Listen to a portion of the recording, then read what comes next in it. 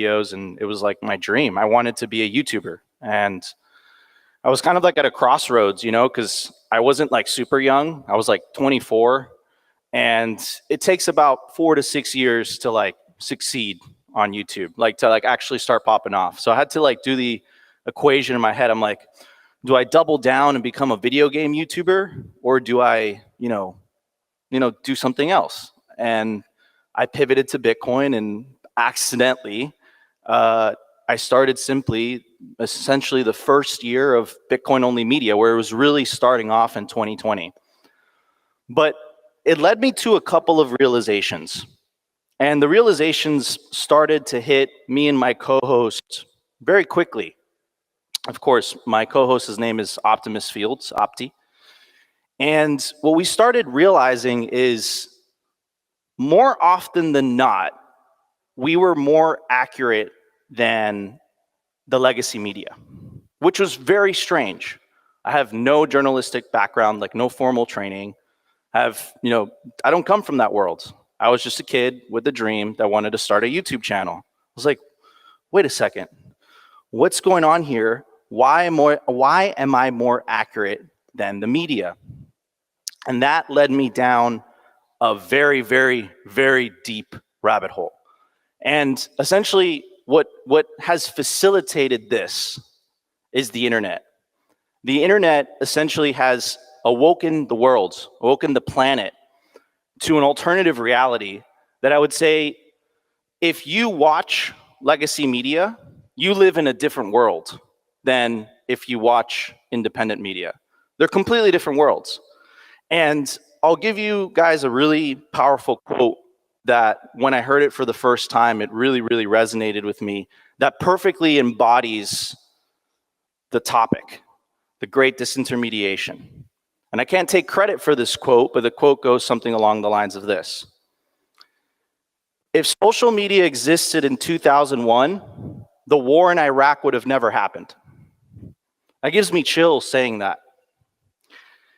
The New York Times released an article claiming that Iraq had weapons of mass destruction. That whole news team won a Pulitzer Prize for that. Back in the 1920s, during the early days of the Soviet Union, there was a journalist by the name of Walter Duranty. And he purposefully covered up one of the worst massacres that happened in human history, called the Holodomor. It wasn't until the 1990s that the New York Times admitted that they made a mistake. Do you know that journalist also won a Pulitzer?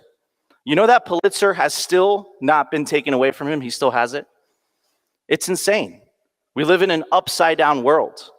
So if you have to ask yourself, why is it that the likes of Joe Rogan, why is it that the likes of Tucker Carlson, why is it that the likes of Simply Bitcoin are getting views, are getting attention more than the legacy media? Well, it's because the internet has uncovered that the legacy media is not in the business of journalism. The legacy media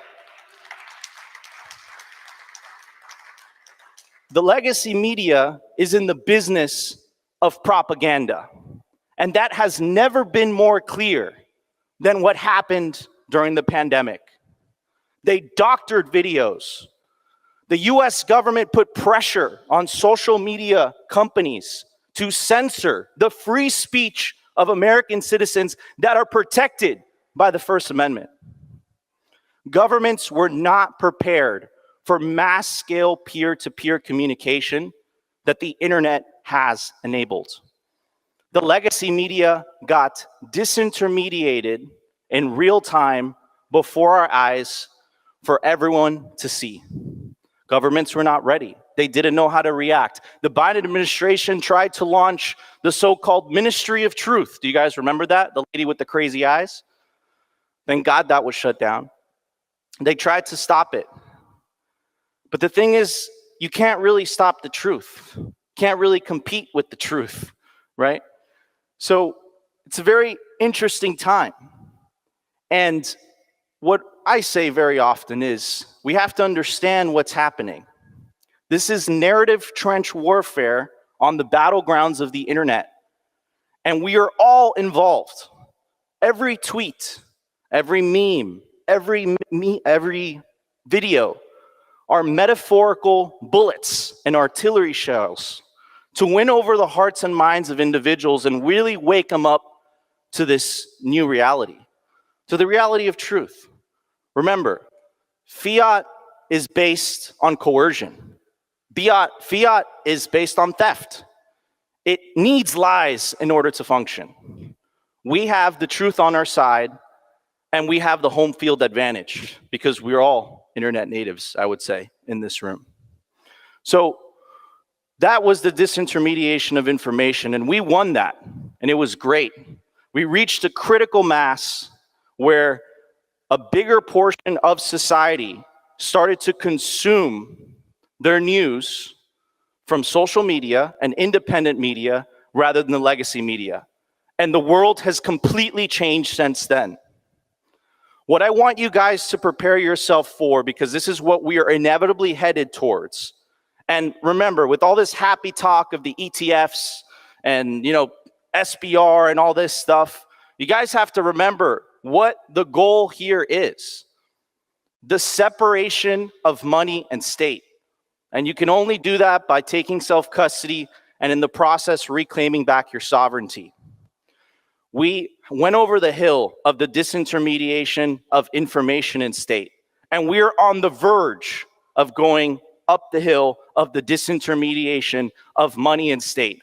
And if you saw how hard the state fought to keep their monopoly over information, you guys have no clue what they're going to do to fight to keep their monopoly over money. So get prepared. Don't ask what Bitcoin could do for you.